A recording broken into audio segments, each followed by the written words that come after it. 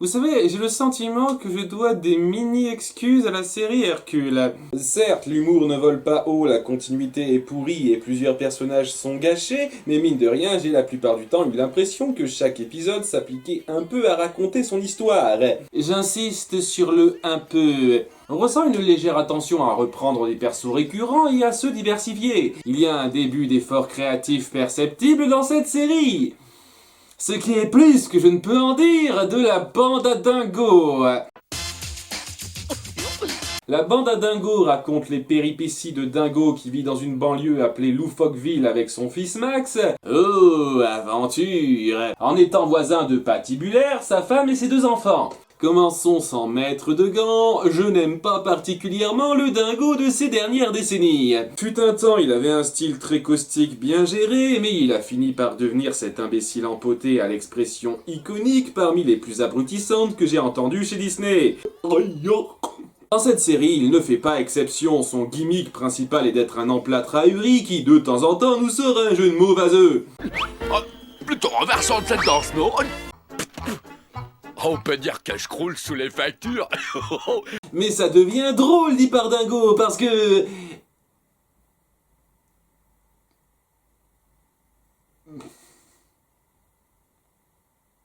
Son fils Max n'est pas beaucoup mieux, c'est le stéréotype sans profondeur du Jones qui veut être trop classe et qui n'attache pas ses lacets la moitié du temps parce que... Ça c'est cool. Ces frasques avec PJ n'ont rien de palpitant ni de créatif, mais honnêtement, le vrai personnage central du film, c'est Pat. Dans cette série, c'est un vendeur de voitures véreux qui ne loupe pas une occasion de monter une combine pour son profit, et à cause de la loufoquerie de Dingo, ça lui revient toujours en pleine poire. Et je viens de vous résumer 75% des épisodes. Voilà le premier problème de cette série, elle n'arrête pas de reprendre les mêmes ficelles, les mêmes déroulés, les mêmes intrigues. On a 3 épisodes qui tournent autour de Pat qui essayent de perdre du poids. Concept très original à la base, on a un gros lard qui mange trop. On a 3 épisodes qui utilisent le concept de sosie et je ne compte pas le nombre de fois qu'on voit Pat être en concurrence avec un autre vendeur de voitures. Le second problème, c'est que, comme pour la série Hercule, la continuité est en option. Et je ne parlerai même pas en détail de la continuité des événements, même si rien que ça en tient une couche. Chaque année depuis 10 ans, on perd. Depuis 10 ans, alors que vous avez emménagé dans le coin il y a pas si longtemps que ça d'après l'épisode pilote. Mais bien entendu, je parle de la continuité psychologique. Chaque personnage se comporte de façon diamétralement opposée à d'autres fois pour les besoins de l'intrigue. Dans un épisode, Pat est super ému que son fils veuille faire une activité avec lui alors qu'il ment de façon pas du tout naturelle. Mon cœur bat pour toi. Pour toutes ces joies, je pense à toi. Je suis heureux d'être ton fils. Par contre, dans un autre épisode, quand PJ veut sincèrement faire une activité avec lui, Pat l'envoie bouler en ayant complètement rien à cirer. Et désolé, fiston, je ne crois pas que tu sois prêt pour l'instant. Très souvent, Dingo prend les salpiques de Pat comme de gentilles boutades, mais des fois il y a besoin d'un conflit, donc il va le prendre mal cette fois. Mais la continuité entre différents épisodes, c'est une chose. Ce qui est encore pire, c'est de ne pas respecter la continuité au sein d'un même épisode. Comme par exemple, lorsque Pat n'a plus de revenus à cause d'un de ses 36 concurrents, il veut faire embaucher Dingo comme inspecteur de la ville pour faire tomber ce concurrent. Même si à plusieurs reprises se servir de Dingo lui est toujours revenu dans la gueule avant, faut croire que Pat est assez obtus, et pour ça, il soudoie l'adjoint au maire. Donc les problèmes d'argent au final ça va. Et quand, aux surprises, ça lui revient dans la gueule de façon débilement exagérée, Pas assez de rayures sur ce costume à rayures. Je t'ai toujours dit qu'il me paraissait pas lourd. il a rien. Il ne se dit pas une seconde qu'il pourrait le faire virer par le biais de l'adjoint qu'il avait soudoyé. Ce serait trop simple sinon, hein. Dans un autre épisode, on voit Pat se soucier de la vie de sa femme seulement pour des raisons pratiques. C'est vrai, sans elle, je serais obligé de faire le ménage. Obligé de faire manger pistole. Mais quand leur premier cadeau d'anniversaire de mariage va être détruit, il risque sa vie par amour sans réfléchir. Non! Ah, si Peg mourait tué par une tribu sauvage, ce serait ennuyeux. Ah, notre cadeau d'anniversaire, faut que je le sauve à tout prix. Le troisième et pire défaut pour moi, c'est l'humour de cette série qui repose sur un point principal. Tout le monde est un crétin fini. Quand Pat veut espionner PJ et l'équipe de Dingo et Max, aucun des trois ne remarque la caméra ultra visible sur sa casquette. PJ fait croire qu'il est malade en se collant des brocolis sur la tête et Pat gobe ça de même que les médecins. Il me faut une analyse de sang, une radio du nombril et puis une de ces poils de nez. Et aussi ma prescription contre la débilité mentale. Quand Pat ressemble comme par hasard à leur parodie du monstre de Frankenstein, parce que pourquoi pas, merde, il se déguise vaguement comme lui et personne ne voit la différence alors qu'il y en a un qui ne sait pas parler. Waouh, ils sont identiques. Non. Voici mon Pat. Ah, tu m'as reconnu, toi, ma poussinette chérie. Oh, bah, qu'est-ce qui t'a mis sur la voie? C'est le fil électrique qu'il a dans le dos. Et il a fallu attendre la fin de l'épisode pour que quelqu'un voie ça. Mais c'est parce que ce fil électrique était invisible le reste de l'épisode. Max et PJ tournent un film amateur où ils jouent des aliens qui est accidentellement diffusé partout dans le pays et tout le monde croit qu'il s'agit réellement d'une invasion extraterrestre. Alors coopérez, sinon vous désintègre. Mais il possède une arme. Va te rhabiller, Orson Welles. Et pour finir, mon préféré, Dingo postule comme concierge pour une parodie de la NASA, et dans son bordel de papier, il confond son CV avec l'exposé de Max sur Einstein. Les têtes pensantes de la NASA croient qu'il s'agit de ses vraies qualifications et l'engagent comme nouveau chercheur chez eux. Le candidat a été professeur de physique à l'université de Prague. Il est l'auteur de la théorie de la relativité. Oh, c'est fabuleux, c'est absolument remarquable. Par où je commence ? Il a postulé comme concierge, alors pourquoi vous l'engagez comme chercheur ? Un CV et une feuille de rédaction n'ont pas du tout la même structure. En particulier, une rédaction de Max ne contiendrait ni le nom ni l'adresse de son père. Et vous ne savez pas que ce portrait correspond à Einstein alors que vous êtes censé être des scientifiques diplômés ? Je ne compte pas le nombre de fois que j'ai voulu sortir les personnages de l'écran et de les secouer en disant « Arrêtez d'être cons !» Mais j'en vois déjà me dire « Allons, Mayolek, ces détails-là ne sont pas importants dans une série humoristique !» Après tout, le seul prétexte de cette série est de faire rire. Beaucoup de grandes séries renommées sont absurdes avec des bases récurrentes et des personnages pas fut-fut. C'est exact, mais ce genre de série a trois choses que la bande à Dingo n'a pas. D'une part, elle se place dans un environnement décalé qui colle avec le ton. Ici, on se trouve dans une banlieue en apparence ordinaire. Cette situation nous sort moins de notre monde normal. Ensuite, si certaines séries humoristiques jouent sur l'idiotie de certains personnages, ça marche en comparaison avec l'intelligence d'autres personnages. Ça en devient hilarant en partie parce que l'un arrive toujours à se montrer plus malin que l'autre de façon satisfaisante. Et enfin, dans ce genre de série bien faite, on sent une vraie créativité dans l'humour physique et une bonne exploitation du comique de répétition. Dans la bande à Dingo, tout est plat, remâché, prévisible. La plupart du temps, on force ces passages pour le LOL qui finissent par se voir venir à des kilomètres. Et vous trouvez ça drôle?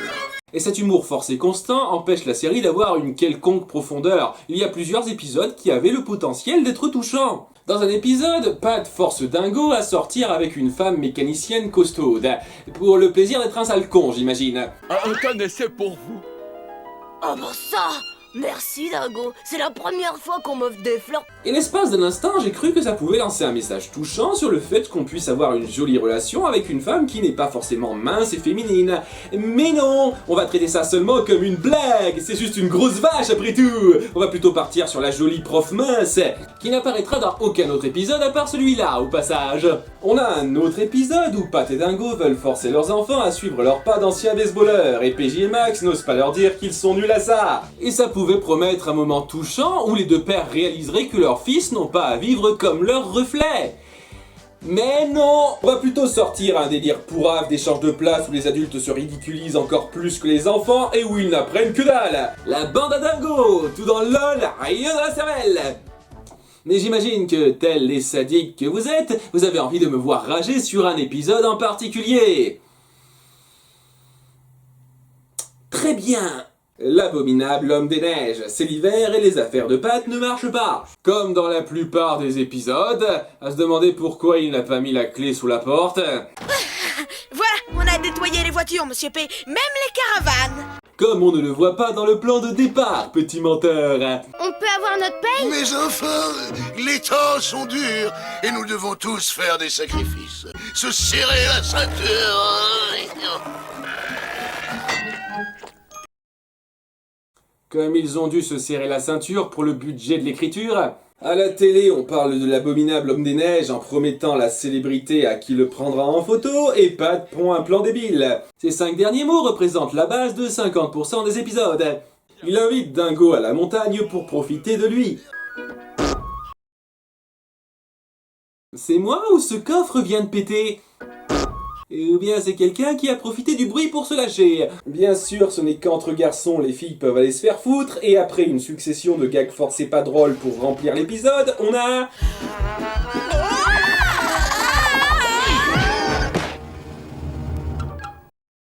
Encore plus de gags forcés pas drôles pour remplir l'épisode. Ça alors? Max! Max!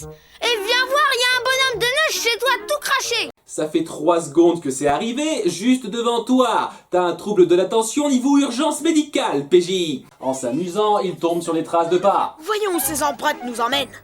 Je crois que... Le plan de Pat est de déguiser Dingo avec un manteau en fourrure et des bois de serre afin de le faire passer pour l'abominable homme des neiges en prenant sa photo. Écarte bien les bras et pousse un grognement. Ok, en partant du principe que les gens sont suffisamment cons pour croire que ce déguisement moisi est un Yeti, et déjà rien que ça me demande beaucoup d'efforts, pourquoi Pat ne se déguise pas tout simplement lui-même? Ça lui aurait coûté moins cher et il n'aurait à manipuler personne. Mais Dingo est jarté stupidement et devinez qui arrive à ce moment-là? C'est bon, je suis prêt. T'as froissé ta combinaison. Attends, faut que j'en mette tout ça en place. D'accord, on va partir du principe que tout le monde souffre d'une maladie violente des yeux qui les empêche de discerner ce qui est évident. Vous en demandez beaucoup à ma suspension de l'incrédulité. Pat finit par découvrir que ce n'est pas Dingo et en tombe dans les pommes, puis la créature le ramène chez elle. À se demander comment elle a réussi à rester aussi mystérieuse en se montrant aussi sociale. Il s'agit en fait d'une abominable femme des neiges et Pat essaye de l'amadouer. Mais pourquoi tu viendrais pas avec moi? Je connais un endroit où tu pourrais rencontrer de nombreux amis.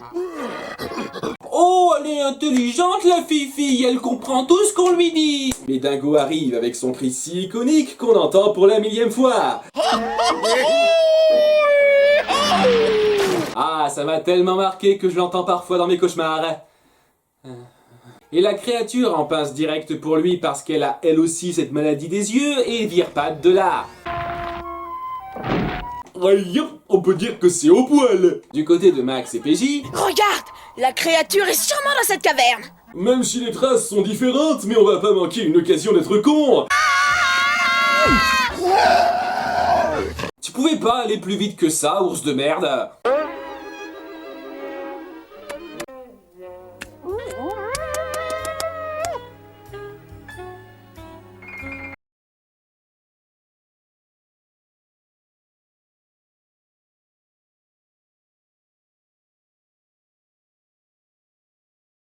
Je suis tiraillé entre les besoins de ma curiosité morbide et ceux de ma santé mentale. C'est là que Max et PJ arrivent et prennent Dingo pour la bête. Je me demande où est parti Patty.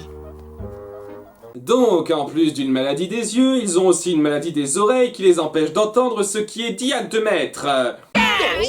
Après donc cette confusion poilante, nos persos se voient éloignés de là juste au moment où Pat ramène la télé. Ça ne les intrigue pas de voir une maisonnette en pierre au beau milieu de nulle part avec un tapis à grosses empreintes. La seule chose qu'ils retiennent, c'est qu'il n'y a pas de créature tout de suite, parce que tout le monde est con dans cette série. Dingo sort automatiquement de son costume et la bête croit qu'il s'agit de son cadavre, parce que tout le monde est con dans cette série. Pat tend un piège afin de capturer la créature pour tomber débilement dedans 15 secondes plus tard.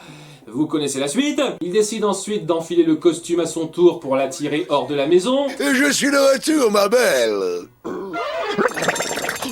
Saleté de maladie des yeux. Il parvient à la convaincre de le suivre mais foire tout en disant tout haut son plan 10 secondes plus tard. Je poserai à côté de la bête immonde en cage. Quelle publicité. Parce que je vous emmerde.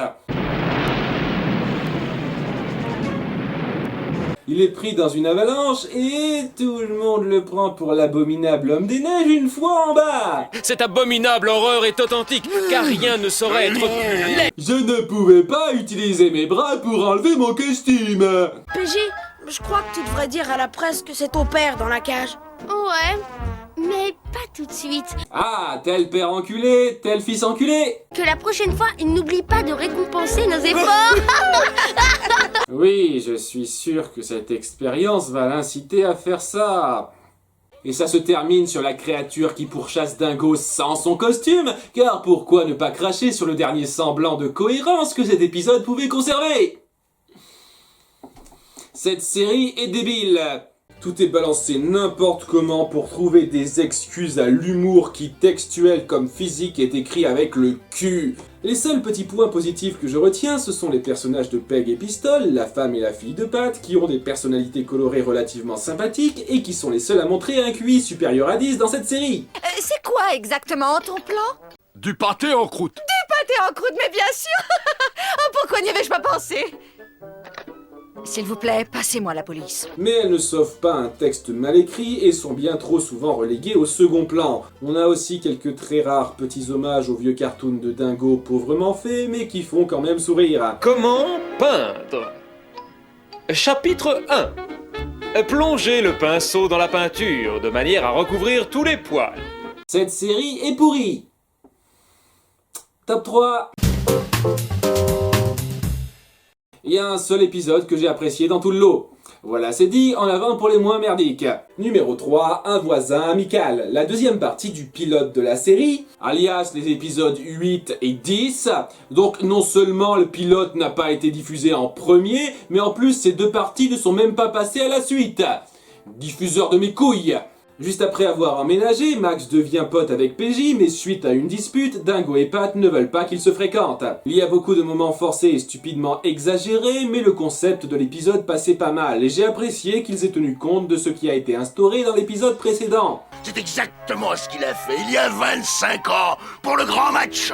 Numéro 2, un tour en ville. Max et PJ vont dans une grande ville pour une raison stupide et s'y perdent pour une raison stupide, alors que Dingo et Pat essayent de les retrouver là-dedans. La majorité de l'épisode est naze, mais il y a tout un passage où on dépeint des sans-abri avec une justesse légèrement touchante, et on a un personnage de conducteur de taxi arnaqueur qui reçoit ce qu'il mérite à la fin de façon assez jubilatoire. Et numéro 1, tel père, tel fils. Dingo, attristé de n'avoir aucune distinction pour rendre son fils fier, décide de se lancer dans une compétition sans réfléchir, et Max, qui a peur pour lui, veut tout faire pour l'empêcher de se ridiculiser et de se faire mal. À nouveau, on a plein de comportements stupides et de délires pas drôles, mais l'épisode parvient à faire malgré tout passer la tourmente de Dingo et celle de Max assez correctement. On sent l'attachement père-fils qui est développé, le premier désirant devenir un modèle pour Max, le deuxième voulant que Dingo ne se sente pas mal. Oh papa, je suis désolée. C'est moi qui suis désolé. Et moi donc? C'est le seul épisode de la série à m'avoir fait ressentir véritablement quelque chose. En dehors de l'agacement.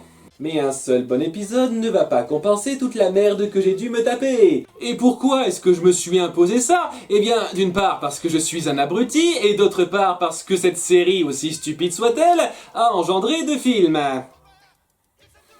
À la prochaine, et j'emmerde cette série. La bande à Dingo, c'est de l'amitié plein le cœur. La bande à Dingo, c'est la joie de bonheur. Ça dépend pour qui.